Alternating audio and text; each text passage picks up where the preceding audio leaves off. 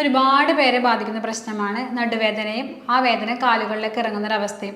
ഇത് വളരെയധികം കോമൺ ആണ്. നട്ടലിന് താഴെയായിരിക്കും കിഡ്നി കംപ്ലയിൻസിനൊക്കെ പുറംവേദന ഉണ്ടാവുക. അപ്പോൾ ഈ പെയിൻ നമുക്ക് അടിവേറിൻ്റെ സൈഡിലോട്ടൊക്കെ ഇറങ്ങാനുള്ള സാധ്യത കൂടുതലാണ്.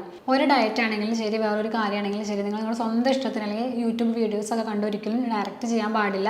പെട്ടെന്ന് മസിൽ സ്ട്രെച്ച് ചെയ്യാനൊന്നും നോക്കരുത്. കാരണം നമ്മൾ പെട്ടെന്ന് കുനിഞ്ഞ് എണീറ്റിട്ടുണ്ടെങ്കിൽ പെയിൻ കൂടും. അതുപോലെ നമ്മൾ പെട്ടെന്ന് നമ്മുടെ അടുത്ത് കാല് ചവിട്ടുക അല്ലെങ്കിൽ നടക്കുക അങ്ങനെ ചെയ്തിട്ടുണ്ടെങ്കിൽ നമുക്ക് പെയിൻ കൂടാനുള്ള സാധ്യത കൂടുതലാണ്. ഹായ്, ഞാൻ ഡോക്ടർ നീരാഞ്ജന, QNB ഹെൽത്ത് കെയറിലെ ഹോമിയോപ്പത്തിക് ലൈഫ് സ്റ്റൈൽ ഫിസിഷ്യൻ. ഒരുപാട് പേരെ ബാധിക്കുന്ന പ്രശ്നമാണ് നടുവേദനയും ആ വേദന കാലുകളിലേക്ക് ഇറങ്ങുന്ന ഒരു അവസ്ഥയും. ഇത് വളരെയധികം കോമൺ ആണ്. ഒട്ടുമിക്ക ആൾക്കാർക്ക് ഇത് വരുന്നുണ്ട്. പ്രത്യേകിച്ച് നടുവേദനയുള്ള ആൾക്കാരിലൊക്കെ ആണെങ്കിലും ഒരു സ്റ്റേജ് കഴിഞ്ഞിട്ടുണ്ടെങ്കിൽ അവർക്ക് വേദന കാലിലേക്ക് ഇറങ്ങുന്നുണ്ട്. സ്ത്രീകളിലാണെങ്കിലും പുരുഷന്മാരിലൊക്കെ ആണെങ്കിലും ഒരുപോലെ കണ്ടുവരുന്നൊരവസ്ഥയാണിത്. നമ്മൾ ഈ അവസ്ഥയെ പറയുന്ന പേരാണ് സയാറ്റിക്ക. നമ്മുടെ നടുവിൽ നിന്ന് കാലുകളിലേക്ക്, നമ്മുടെ രണ്ട് കാലുകളിലേക്കും സയാറ്റിക് നെർവ് ഇറങ്ങുന്നുണ്ട്. അപ്പോൾ ഈ നെർവിന് എന്തെങ്കിലും ഇഞ്ചുറിയോ അല്ലെങ്കിൽ എന്തെങ്കിലും ക്ഷതവും കാര്യങ്ങളൊക്കെ ഏറ്റിട്ടുണ്ടെങ്കിൽ നമുക്ക് ഈ പെയിൻ വരാം.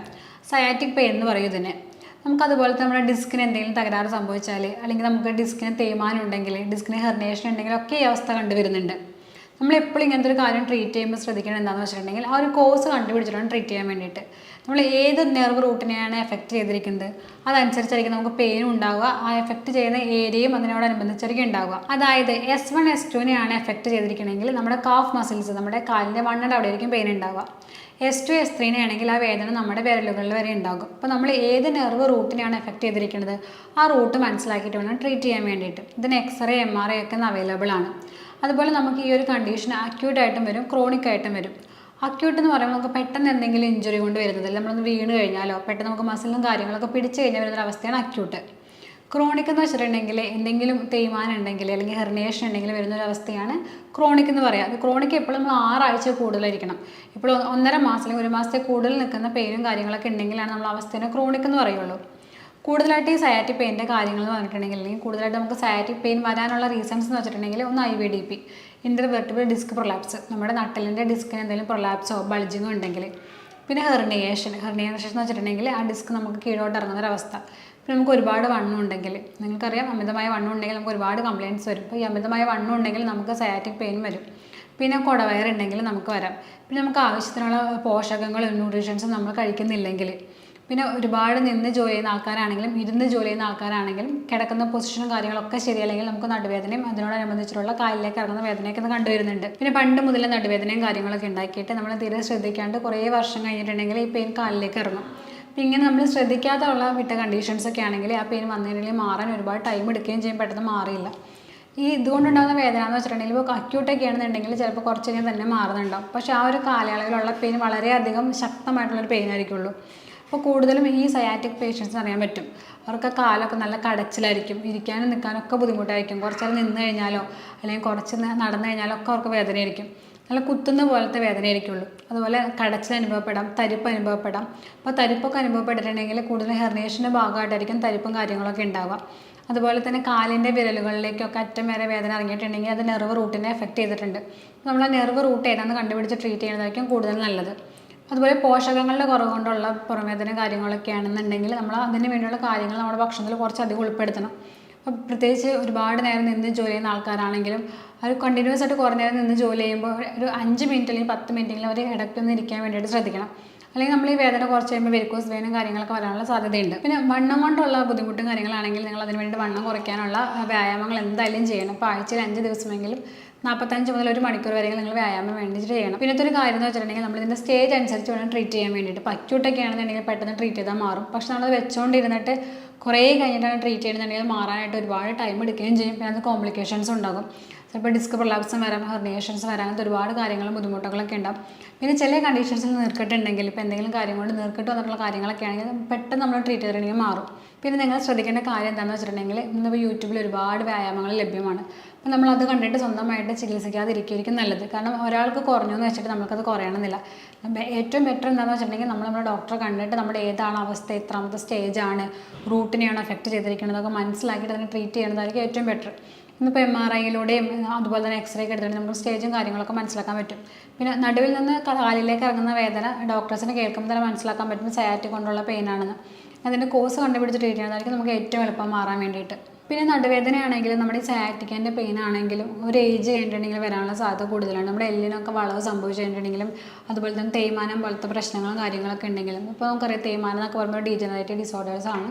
അപ്പോൾ അതുപോലെ തേയ്മാനത്തിൻ്റെ ബുദ്ധിമുട്ടും കാര്യങ്ങളൊക്കെ ഉണ്ടെങ്കിൽ നമുക്ക് പെയിൻ വരാനുള്ള സാധ്യത കൂടുതലാണ്. അപ്പോൾ നമ്മൾ ഏറ്റവും ബെസ്റ്റ് ഇപ്പോൾ തേയ്മാനത്തിൻ്റെ ബുദ്ധിമുട്ടും കാര്യങ്ങളൊക്കെ ആണെങ്കിൽ ഒരു ഡീജനറേഷൻ കേസ് ആയതുകൊണ്ട് തന്നെ നമ്മൾ സ്റ്റാർട്ടിങ് മുതലേ ട്രീറ്റ് ചെയ്യണം. കാരണം ഒരുപാട് കഴിഞ്ഞിട്ടാണ് നമ്മൾ ട്രീറ്റ് ചെയ്യണമെന്നുണ്ടെങ്കിൽ നമ്മുടെ എല്ലുകളൊക്കെ കുറച്ചധികം തേഞ്ഞ് പോയിട്ടുണ്ടാകും. പിന്നെ നമുക്ക് പെയിനും കാര്യങ്ങളൊക്കെ കുറയ്ക്കാൻ വളരെയധികം ബുദ്ധിമുട്ടായിരിക്കുള്ളൂ.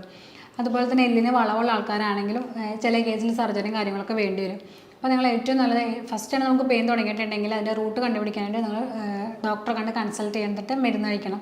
അതുപോലെ നമ്മൾ omega-3 ഫാറ്റി ആസിഡ്സിൻ്റെ കുറവൊക്കെ നമ്മുടെ ബോഡിയിലുണ്ടെങ്കിലും നമ്മൾക്ക് പോഷകത്തിൻ്റെ കുറവുണ്ടെങ്കിലും ഒക്കെ നമുക്ക് ഈ പെയിൻ വരാം.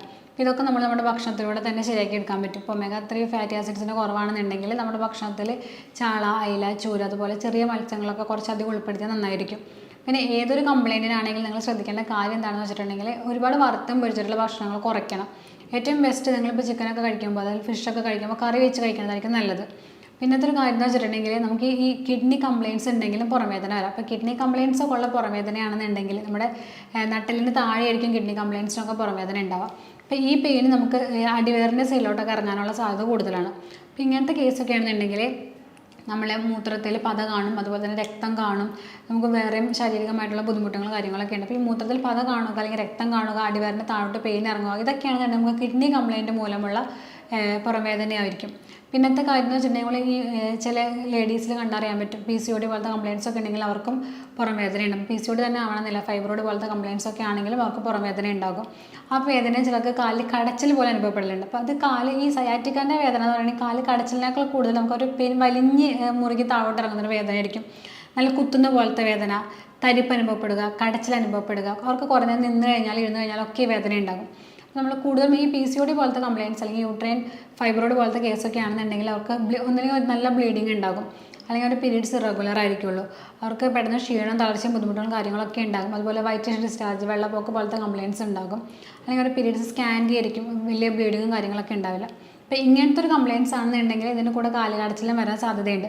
അപ്പോൾ ഇങ്ങനത്തെ കംപ്ലയിൻറ്റ്സ് ആണെങ്കിൽ കൂടുതൽ നമുക്ക് ഫൈബ്രോയിഡ് റിലേറ്റഡ് ആയിട്ടുള്ള അസുഖങ്ങളായിരിക്കുള്ളൂ. പിന്നെ ജനറലായിട്ട് നമ്മൾ ഈ സയാറ്റിക് പെയിൻ ആണെങ്കിലും ശരി, ബാക്ക് പെയിൻ ആണെങ്കിലും ശരി, നമ്മൾ ശ്രദ്ധിക്കേണ്ട കാര്യം എന്താണെന്ന് വെച്ചാൽ നമ്മൾ വീട്ടിൽ നടക്കുമ്പോൾ പ്രത്യേകിച്ച് ഇപ്പോൾ എല്ലാ വീടുകളിലും ടൈലും കാര്യങ്ങളൊക്കെയാണ്. ഒരുപാട് തണുപ്പ് തട്ടാതിരിക്കാൻ വേണ്ടിയിട്ട് നമ്മൾ ചെരുപ്പിട്ട് നടക്കുന്നതായിരിക്കും കൂടുതൽ നല്ലത്. നല്ലൊരു ചെരുപ്പിട്ട് നടന്നിട്ട് നമുക്ക് അത്രയും തണുപ്പ് ഡയറക്റ്റ് നമ്മുടെ കാലുകളിലേക്ക് അടിക്കില്ല. പിന്നെ രാത്രിയൊക്കെ കിടന്നുറങ്ങുന്ന സമയത്ത് നമ്മൾ രാവിലെ എണീറ്റ് കഴിഞ്ഞിട്ടുണ്ടെങ്കിൽ ഡയറക്റ്റ് കാലിൽ നിലത്തേക്ക് കുത്താതെ ഒന്ന് കാലിൻ്റെ വിരലൊക്കെ സ്ട്രെച്ച് ചെയ്തിട്ട് കുത്തിയാൽ മതി. പെട്ടെന്ന് കുത്തി കഴിഞ്ഞിട്ട് നമുക്ക് പെയിൻ കൂടും. നിങ്ങൾ എപ്പോഴും ബെഡിൽ തന്നെ വെച്ച് രാവിലെ എണീറ്റ് കഴിഞ്ഞിട്ടുണ്ടെങ്കിൽ കാലൊക്കെ ഒന്ന് സ്ട്രെച്ച് ചെയ്ത് കാല് നിലത്ത് കുത്തുന്നതായിരിക്കും കുറച്ച് കൂടുതൽ നല്ലത്.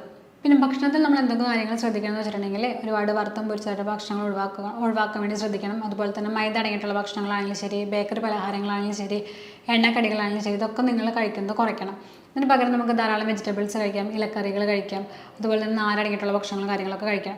പിന്നെ അമിതമായിട്ട് വണ്ണം ഉണ്ടെങ്കിലും ശരി, കുടവയറുണ്ടെങ്കിലും ശരി, അത് കുറയ്ക്കാനുള്ള വ്യായാമങ്ങളും ഭക്ഷണത്തിൻ്റെ ഡയറ്റും കാര്യങ്ങളൊക്കെ നിങ്ങൾ ഫോളോ ചെയ്താൽ മാത്രമാണ് അതുകൊണ്ടുള്ള ബാക്ക് പെയിൻ ആണെങ്കിലും ശരി, സയാറ്റിക്കിൻ്റെ പെയിൻ ആണെങ്കിലും ശരി കുറച്ചുകൊണ്ടുവരാൻ സാധിക്കുള്ളൂ. പിന്നെ omega-3 ഫാറ്റി ആസിഡ്സ് അല്ലെങ്കിൽ മീനെണ്ണ, ഗുളികയൊക്കെ ഡെയിലി നമ്മൾ കഴിച്ചിട്ടുണ്ടെങ്കിൽ വളരെയധികം നല്ലതാണ്. കാൽഷ്യത്തിൻ്റെ കുറവൊക്കെ ഉണ്ടെങ്കിൽ കുഞ്ഞു മത്സ്യങ്ങൾ കഴിക്കുമ്പോൾ ഒരുപാട് കാൽഷ്യം അടങ്ങിയിട്ടുണ്ട്. അതുപോലെ പാലും ഉൽപ്പന്നങ്ങളും ഒരുപാട് കാൽഷ്യം അടങ്ങിയിട്ടുണ്ട്. നമ്മൾ ഇതൊക്കെ കഴിച്ചിട്ടുണ്ടെങ്കിൽ നമുക്ക് അതുകൊണ്ടുള്ള പെയിനും കാര്യങ്ങളൊക്കെ ആണെങ്കിൽ സിംറ്റംസ് കുറച്ചൊക്കെ നമുക്ക് കുറയ്ക്കാൻ സാധിക്കും. ഇനിയിപ്പോൾ അതല്ല കിഡ്നി പേഷ്യൻസ് ആണെന്നുണ്ടെങ്കിൽ, ഡയബറ്റിക് പേഷ്യൻസ് ആണെന്നുണ്ടെങ്കിലൊക്കെ നിങ്ങൾക്ക് ഡയറ്റ് എടുക്കാൻ പറ്റുന്നുണ്ടാവില്ല. അപ്പോൾ നിങ്ങൾ ഡോക്ടറെ കണ്ടിട്ട് ഈ ഒരു കംപ്ലയിൻറ്റിന് വേണ്ടിയുള്ള ഡയറ്റ് നിങ്ങൾ കറക്റ്റ് ചോദിച്ച് മനസ്സിലാക്കി വേണം ചെയ്യാൻ വേണ്ടിയിട്ട്. ഒരു ഡയറ്റ് ആണെങ്കിലും ശരി, വേറൊരു കാര്യമാണെങ്കിലും ശരി, നിങ്ങളുടെ സ്വന്തം ഇഷ്ടത്തിന് അല്ലെങ്കിൽ യൂട്യൂബ് വീഡിയോസൊക്കെ കണ്ട് ഒരിക്കലും ഡയറക്റ്റ് ചെയ്യാൻ പാടില്ല. എപ്പോഴും നിങ്ങൾ കാര്യം ചെയ്യണേക്കായിട്ട് മുന്നേ ഡോക്ടറെ കണ്ട് കൺസൾട്ട് ആക്കിയിട്ട് നിങ്ങളുടെ അവസ്ഥ എന്താ, സ്റ്റേജ് എന്താണ് എന്ന് കറക്റ്റ് ചോദിച്ചിട്ട് വേണം മരുന്നെടുക്കാൻ വേണ്ടിയിട്ട്. പിന്നെ ഈ സയാറ്റിക് പെയിനുള്ള ആൾക്കാർ കൂടുതൽ ശ്രദ്ധിക്കേണ്ട കാര്യം എന്താണെന്ന് വെച്ചിട്ടുണ്ടെങ്കിൽ പെട്ടെന്ന് കുനിയുക അല്ലെങ്കിൽ പെട്ടെന്ന് എണീക്കുക, പെട്ടെന്ന് മസിൽ സ്ട്രെച്ച് ചെയ്യാനൊന്നും നോക്കരുത്. കാരണം നമ്മൾ പെട്ടെന്ന് കുനിഞ്ഞ് എണീറ്റിട്ടുണ്ടെങ്കിൽ പെയിൻ കൂടും. അതുപോലെ നമ്മൾ പെട്ടെന്ന് അമർത്തി കാല് ചവിട്ടുക അല്ലെങ്കിൽ നടക്കുക അങ്ങനെ ചെയ്തിട്ടുണ്ടെങ്കിൽ നമുക്ക് പെയിൻ കൂടാനുള്ള സാധ്യത കൂടുതലാണ്. നിങ്ങൾ അങ്ങനെയൊന്നും കാര്യങ്ങൾ ചെയ്യാൻ പാടില്ല. പിന്നെ വെയിറ്റ് എടുക്കാതിരിക്കാനും പ്രത്യേകം നിങ്ങൾ ശ്രദ്ധിക്കണം. വെയിറ്റ് എടുത്തിട്ടുണ്ടെങ്കിൽ നടുവിൻ്റെ വേദനയും കൂടും, നമ്മുടെ കാലിൻ്റെ പെയിനും കൂടും. ഇന്ന് ഹോമിയോപ്പതി വളരെ നല്ല രീതിയിലുള്ള ചികിത്സ സയാറ്റിക് പെയിൻ ആണെങ്കിൽ ശരി, ബാക്ക് പെയിൻ ആണെങ്കിലും ശരി ലഭ്യമാണ്. അടുത്തൊരു വീഡിയോയുമായി വീണ്ടും വരാം. Thank you.